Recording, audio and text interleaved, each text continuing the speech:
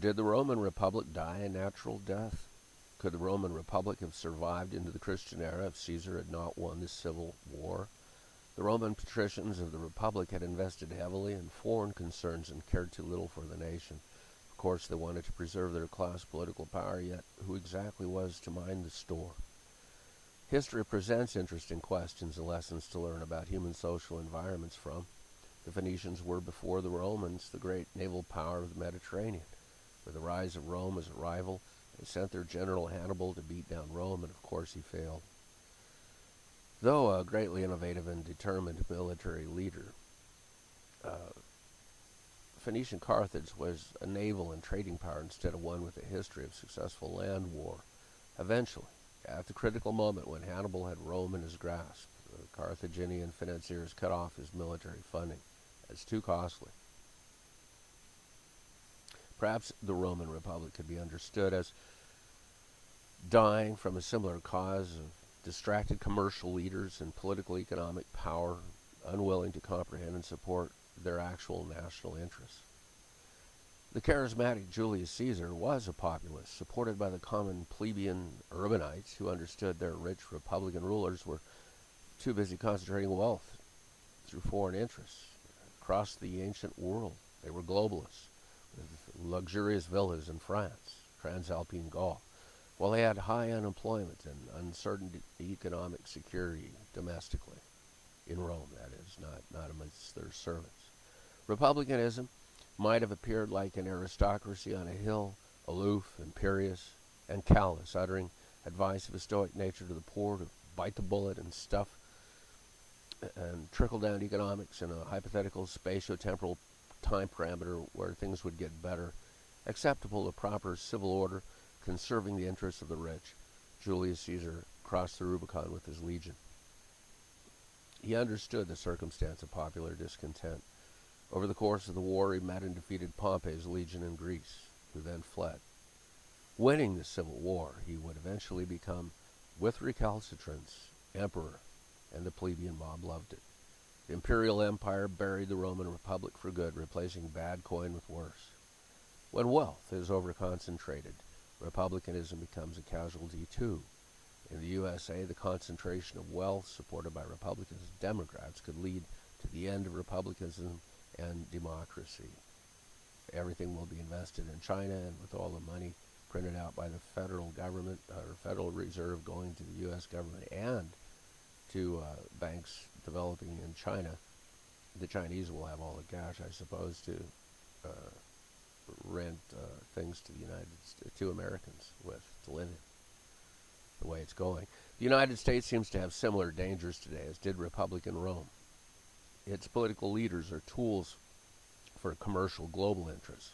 Federal and Wall Street misadministration built up the 2008 financial crash. Bill Clinton's people designed a lot of that globalism and built up London, kind of the new imperial power. Federal continues to compile in civil leadership to reduce global expenses on standing military and increase ecosphere reconstruction with employment and quality of life improvements are lacking. Contemporary plebeians experience an unresponsive and aloof, ineffective political leadership class unwilling to reform capitalism that has moved its center of effort offshore. The U.S. Senate is led by a quietist majority leader used to raising daughters, so non-dynamic that the president is tempted to be too executive, such as to disregard the congressional right to make the laws and his duty to obey and execute the laws of Congress. When the United States was founded, it inherited the problem of slavery created by imperial government before. Importation of slavery was stopped as soon as reasonably possible in that era, about 20 years after the signing of the Constitution into law. It would take 80 years before the American Civil War could end slavery. It wouldn't have been possible for the United States to have long endured at its start without the slave state sandwiched between imperialists north and south. The experiment in democracy would have quickly ended. The wisdom of the founders brought in the slave states to the revolution and cut off the heads of the imperialist leaders, politically speaking, later in winning the Civil War. Rehabilitating the southern states into democracy was a time-consuming, costly process.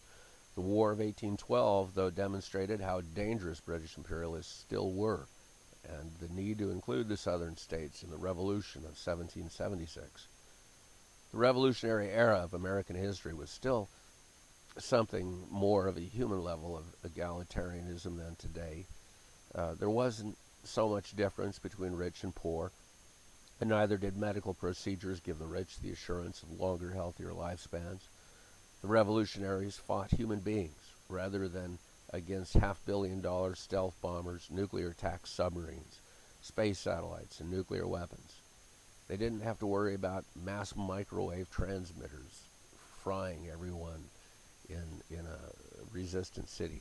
I mentioned this enormous change in the relationship between the power of any government of that era and its citizens and those of governments of today for a reason, to point out that it may be impossible for Americans to revolt militarily against their government today, and that without that ability, one enshrined in the Declaration of Independence, government power may have no real limit in its ability to degrade democracy and popular sovereignty, with the Acton's principle of absolute power corrupting absolutely. It is difficult to imagine the president becoming an emperor in this or that, or any of the next few administrations, yet the transformation of the U.S. government to an insular institution loyal to global financial plutocracy is easy to imagine. A benevolent dictatorship is an oxymoron, however, a sham democratic government protected by loyal to the rich broadcast media isn't. Mercenary broadcast media political opinion hasn't the same political interests at all as urbanite plebeians and rural Americans. More illegal aliens arrive in America every few years, and recently every few days, than there were American citizens in the early republic. With open borders and cheap air travel, or to the beach of Laredo and Phoenix, hundreds of millions of migrants would move, if they could, any time to the U.S.A. before the U.S.A. runs out of natural resources and jobs to plunder and take. Actually, it takes a couple of years for enough illegal aliens to arrive to surpass that of the number of founders of the country early on. In rushing masses care little about the national ecospheric security or civil rights and order issues of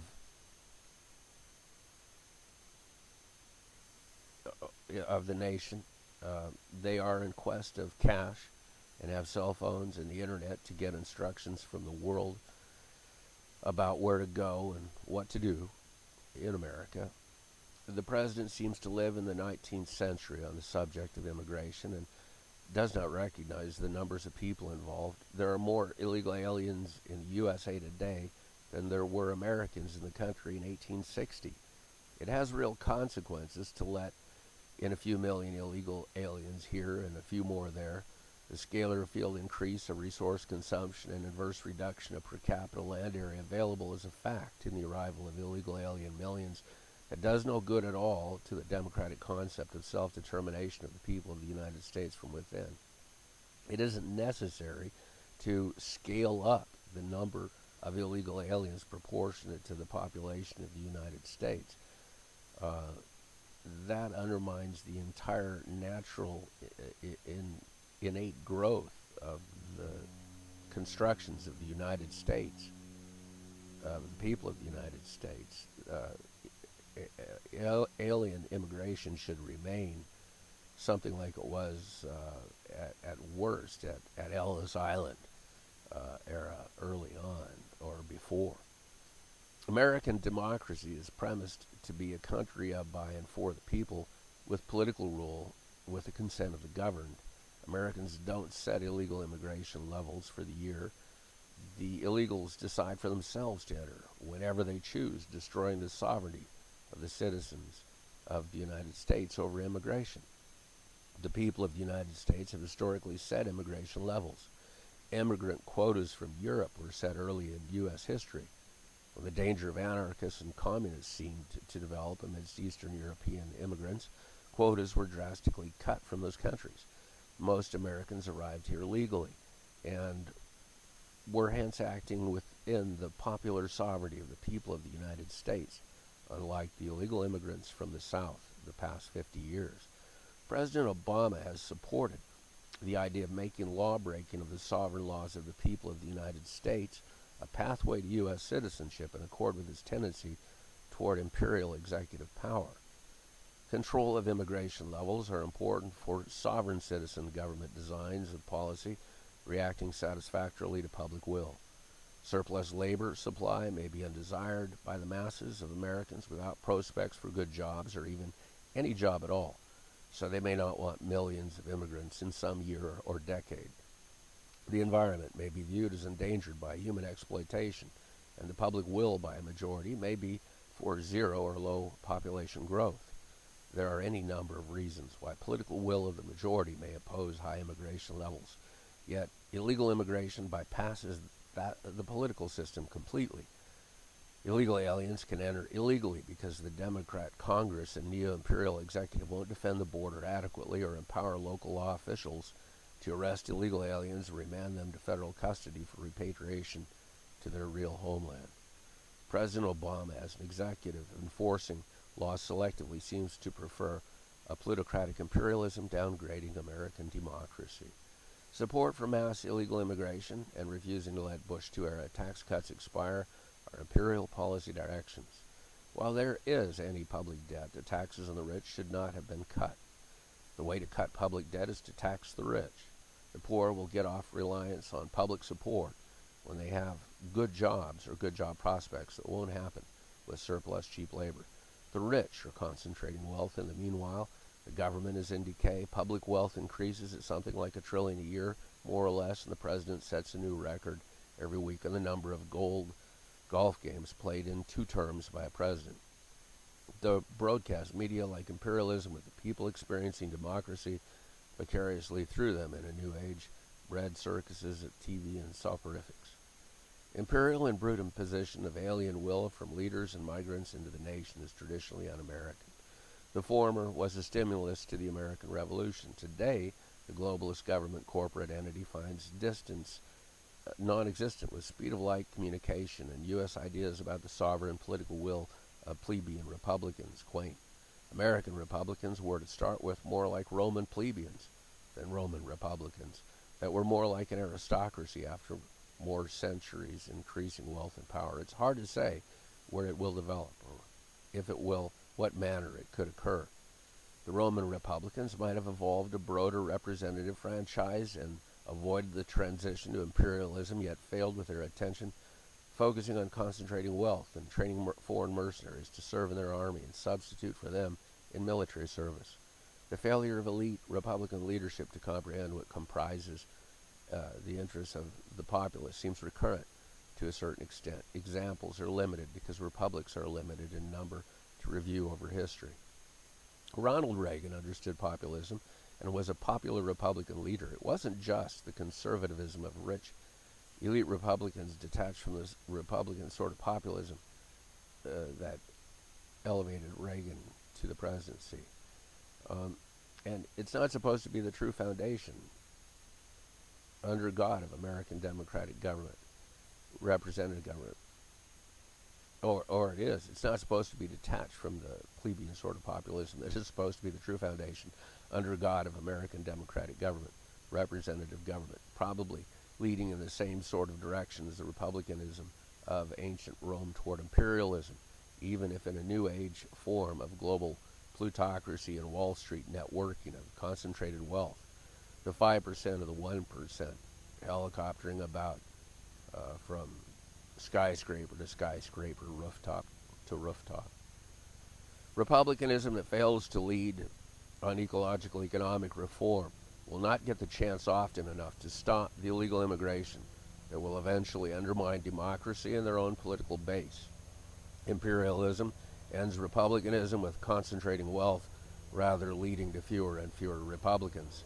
It is then that the populace, feeling repressed, support a symbolic popular imperialist Caesar to be the benevolent dictator, ostensibly working for the masses. Democracy has then died.